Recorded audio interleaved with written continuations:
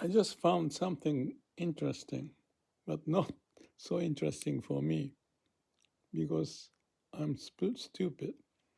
This is interesting still. The point is that, let's say, I want to be right in every situation living in the society. That's one. And to be right in the society and to be right in my existence following the law of nature is different. That's interesting because I was thinking about stress and longevity, and it's been the theme for the last couple of days, maybe longer. But longevity is related to not having a stress. We are biological being, so no matter what you do, things right or wrong in your brain is not so important compared to just following the law of nature, which is related to samadhi, no mind, no thinking, basically, no self. But you can think in that state, and that's the mind and body being one state, meaning that you have a connection so that you can think, but it's not violating the law of nature, what's going on in the body. If it's separated, and if the mind is confused and suffering and body is not paid attention to, that's no good. So let's say if I work out the solution to be right for the society and that causing stress, but the intention is good. It may be tricky, but please understand. If I'm sincere and truthful and thinking this is the right thing for the society and I work hard, but if there's a stress, huge amount of stress, conceptually that's the right thing, but you're damaging your body because there's a stress to do that. So I guess when I was playing with AI and I got stressed, or when I get stressed, I notice it, so I take time off. But it's still some amount of stress. But if that time off, meaning being the state of samadhi, is much less, then you are more tangled up in your brain. The same thing as monkey mind, except the intention is right. So it looks like good for the society and for myself in terms of my ego, what I want to do. But if that is disconnecting my listening to heart or the body, you are damaging the ecosystem or the living being part of me. Thinking part of me is different from living part of me. Sometimes similar, sometimes not. When it's not, this confusion or stress in here will pay much attention here. Therefore, paying attention to the heart and body will be much less, which isn't good.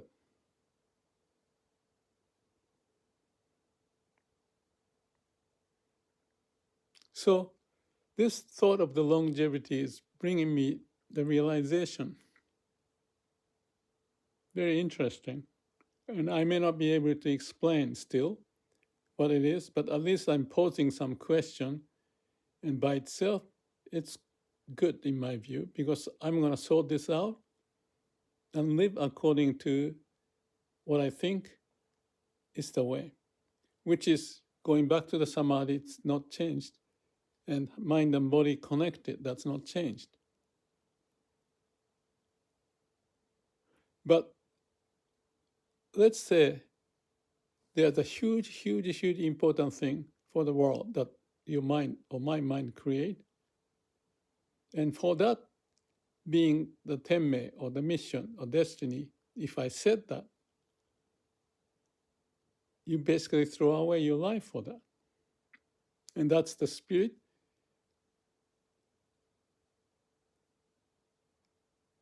And may not fit to your being, living being part of it. Because it's overriding what the body is saying to the image. And image is related to the future. So it becomes so important. You are obsessed.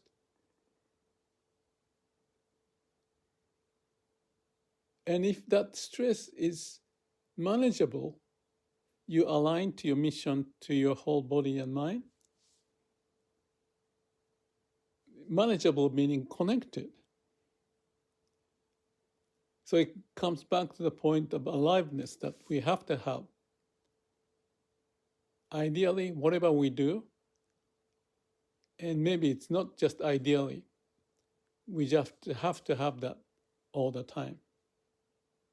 Because if there's a disengagement or the brain moving on its own without the connection to heart and body, maybe connected to the heart too for a while, and then you get obsessed into it.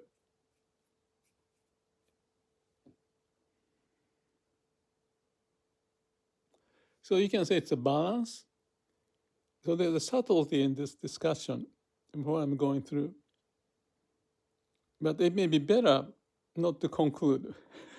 The reason is if I try to conclude this, then I use my mind and stress myself. The way to not to conclude is just be in the samadhi state. See this whole paradox? And it's interesting, but I lose that interesting part of playing it. I think I feel it, but I can do much, much, much, much better.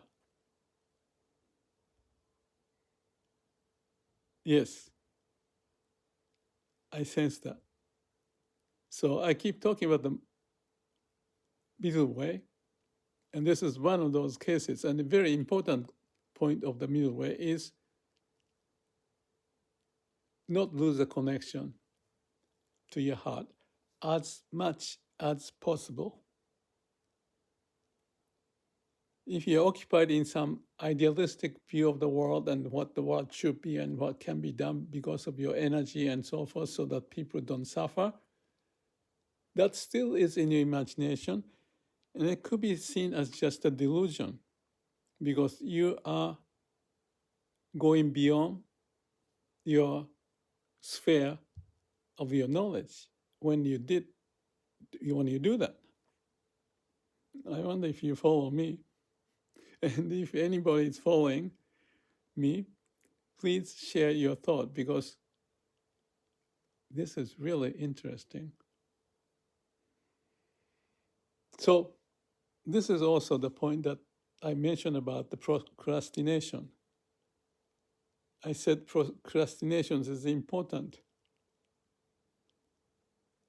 Yeah, at the time I was thinking in line to what I'm thinking now. And it's a sound thinking, in my view. Because procrastinating is not to think. If it's really important, and if you have a chance to delay,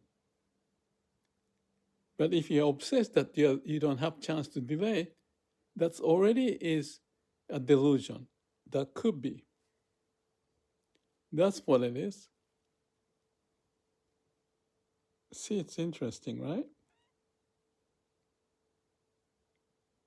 So it goes back to the base state. I've been calling it joriki, steady, constant power of connection. Mind and body being one. That state has to be the main state. So if I may just add one more thing, some people who are not wise may be able to live long if they are connected to their heart. Heart not in the sense of righteousness of the society, heart in the sense of just connecting to your body, connecting to yourself. And the law of nature says that whatever we do in our mind is just a way of the law of nature. It could be wrong in the society's way of may all beings be happy, but for him, he may be connected to the root and the desire, and because of the upbringing and so forth, he's aligned in his way to do what he likes to do or she likes to do. It's like the shark. When you look at all the species, some are this, some are that, some are more quiet, some are more enjoying, and some are like a bird, a flamingo, or just enjoying. But there's shark. That's nature's way. They're all manifesting the law of nature. So in human world, even though moral righteousness may say, and the future may all beings be happy, all that kind of thing, sounds right. But reflecting from the laws of nature, we are bound to have all those species, and they may live long. I just thought about the turtle who can live long, and in the turtle's case, he's very not abusive and crazy, but he may be killing this and that, and most of the time laying in the sun and enjoying it. So that's one way. So human imagination of what's right to live is its own human privilege to do it, imagination to do it. Along with the nature or beside the nature or part of the nature, I don't know. I don't think I need to think that deep, but maybe just raising this issue may help me understand if I procrastinate and not put pressure myself to solve the problem. Can I summarize what I said? Living long is nothing to do, not so much to do with intellect. Living long and well. Even that statement has to be well understood. And I'm a bit tired, so I listen to my body, and I stop it, and I go into samadhi. I may come back. So this YouTube situation I'm doing, it's this adjustment process. And that's natural, I think. Yeah. Maybe confusing, but the confusing is part of a human, and not raising the stress is something we're interested. And for that, we can think and we can not think. And if we have that balance well,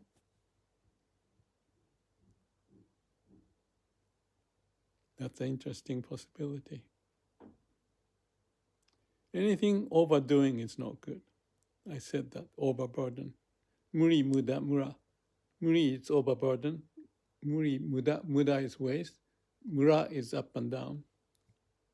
That's part of the lean idea. My first book, New Manufacturing Challenge, related to Toyota. And it coming back, that's also a wisdom. But it's a wisdom also in the society's setting, but in each individual's living setting to practice it. So it's only already 15 minutes. I just leave with it. I don't think I can summarize.